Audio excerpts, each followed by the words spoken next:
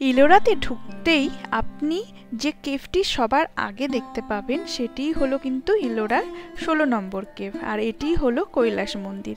পৃথিবীর সবথেকে সুন্দর ও রহস্যময় স্থাপত্য হলো এই কৈলাস মন্দিরটি।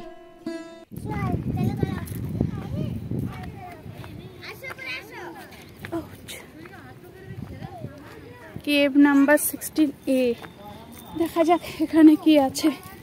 এটাতে এরকম পুরো ট্রেকিং করে উপরটাতে উঠতে হবে। চলো বাবু, এবার পাপার হাতটা ধরো, তুমি এখানে উঠতে পারবে না একা একা।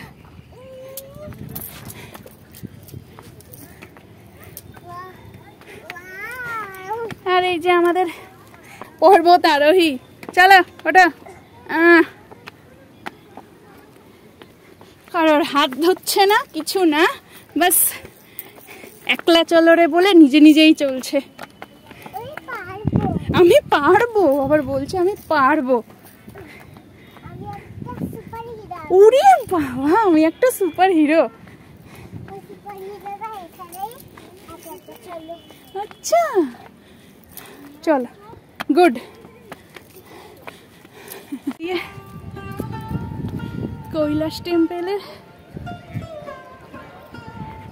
উপর থেকে যে ভিউটা সেটা দেখা যাচ্ছে। এই যে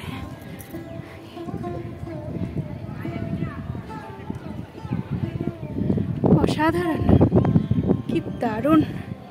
ভাবা যায় একটা মাত্র পাহাড় কেটে এটা পুরো স্ট্রাকচারটা বানানো, অসাধারণ।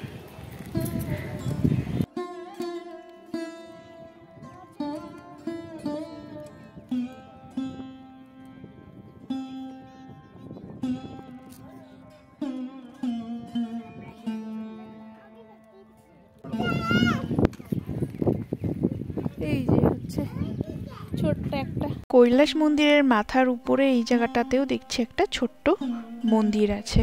এই যে মন্দিরটা, এখান দিয়েও একদম উপরে চলে গেছে রাস্তাটা, যেখানে গেলে কিন্তু এই মন্দিরের, কৈলাস মন্দিরের উপরটা খুব সুন্দর দেখা যাবে। এই যে মোটামুটি আমরা উপরটাতে চলে এসছি, আর উপর থেকে কিন্তু সুন্দর একটা ভিউ আছে চারিদিকে। আর এই টপ থেকে সিটির একটা ভিউ, পুরো সিটিটা। আর এই যে হচ্ছে মন্দিরের চূড়াটা, কি দারুণ দেখতে লাগছে এখান থেকে, দেখুন একবার।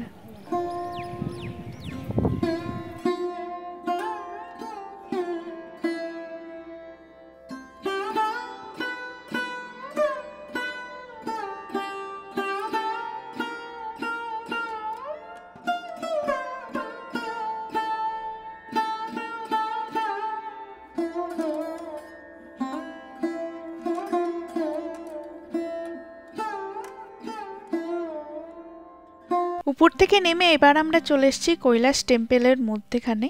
এবার আপনাদেরকে পুরো কৈলাস টেম্পলটা ঘুরে ঘুরে দেখাবো। আর মন্দিরের ভিতরে ঢোকার সঙ্গে সঙ্গেই তো একেবারে চক্ষু চড়ক গাছ হয়ে গেল।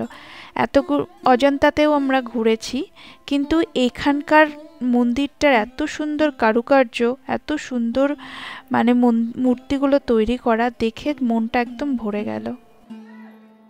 এই যে পুরো মন্দিরটা এরকম কার্ভিং করা, সুন্দর সুন্দর মূর্তি দিয়ে। আর এখানে এরকম একটা বড় এলিফ্যান্ট আছে।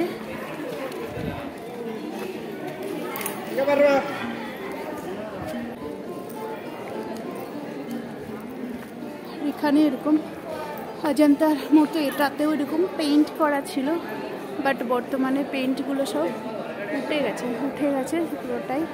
অষ্টাদশ শতকের তৈরি এই মন্দিরটি বলা হয় পুরোটাই একটা পাথর থেকে কেটে কেটে তৈরি করা হয়েছে। একদম উপর থেকে স্টেপ বাই স্টেপ কেটে কেটে তারপর নিচের দিকে নামা হয়েছে।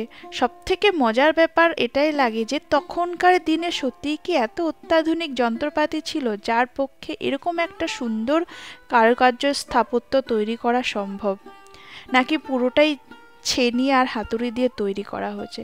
আর তৈরি করা হলেও এই মন্দিরটি তৈরি করতে এক্স্যাক্টলি কত সময় লেগেছে, কত বছর, কত মাস বা কত দিন, সেটা নিয়েও কিন্তু ঐতিহাসিকদের মধ্যে অনেক আলাদা আলাদা মত রয়েছে।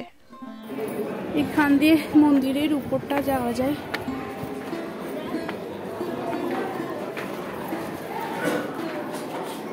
যাচ্ছি উপরটা।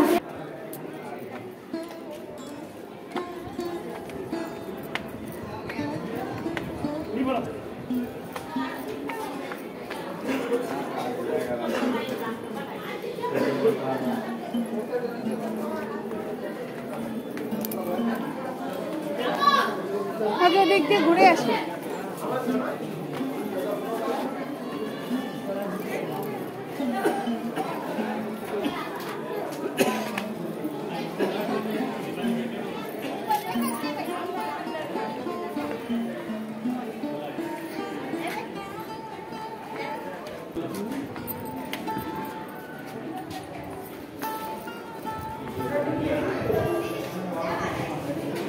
এখানে একটা মন্দির আছে, এখান থেকে ভিউটাও খুব সুন্দর, অপূর্ব ভিউ।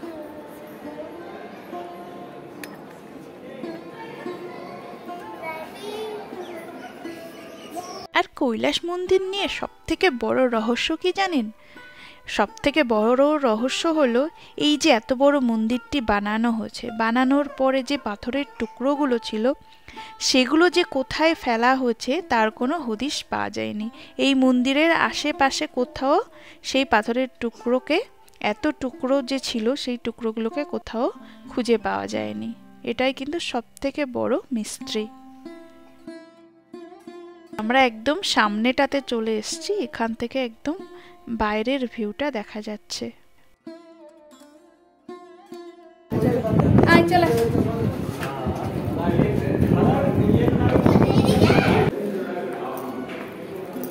এখান দিয়ে এই দিকের ঘর টাওয়ারগুলোতে যাওয়া যেত, সামনেটার এই যে এরকম ভিউ দেখা যেত, আর এইদিকে এরকম মন্দিরটা।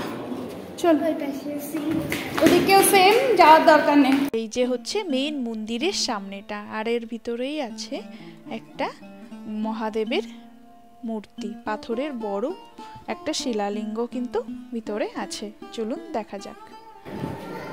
একটু আছে, আরে বাহ ভেতরটা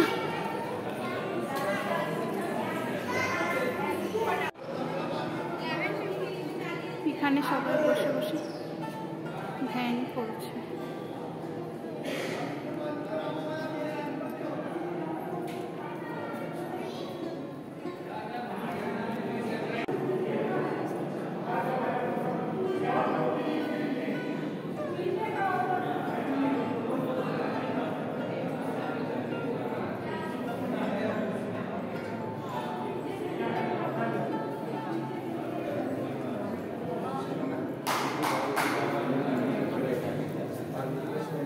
चलो भैया मोबाइल बंद करो, फोटो नहीं लेते प्लीज।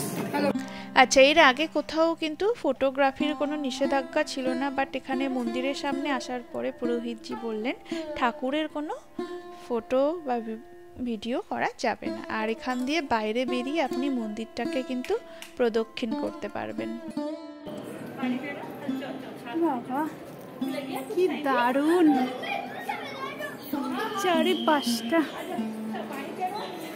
এই যে এখানে একটা এরকম সামনে এরকম একটা চূড়া, আর এটা হচ্ছে মেইন চূড়া।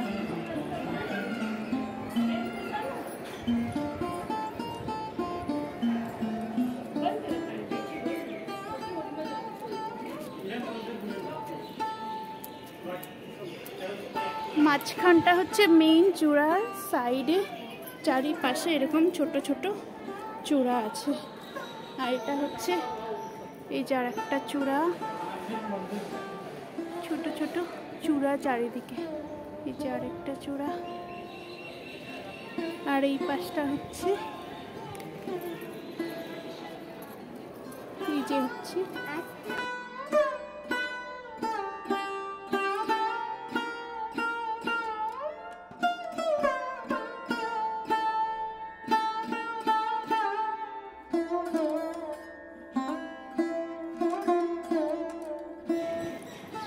মন্দিরের চারিপাশে এরকম ছোট ছোট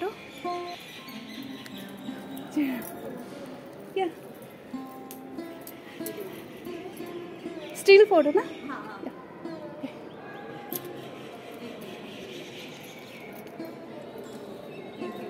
welcome. Ready, please check. Welcome, देख लीजिए।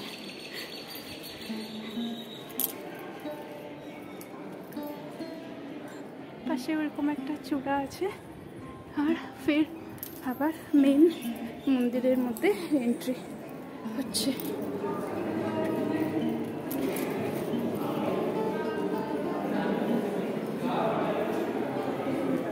এখানে অনেকেই বসে ধ্যান করছেন। কি ঠান্ডা ঘরটা, এত সুন্দর। মন্দিরের দেওয়ালগুলোতে এইভাবেই কিন্তু রামায়ণ মহাভারতের সুন্দর সুন্দর কাহিনীগুলোকে সুন্দর করে খোদাই করে তুলে ধরা হয়েছে।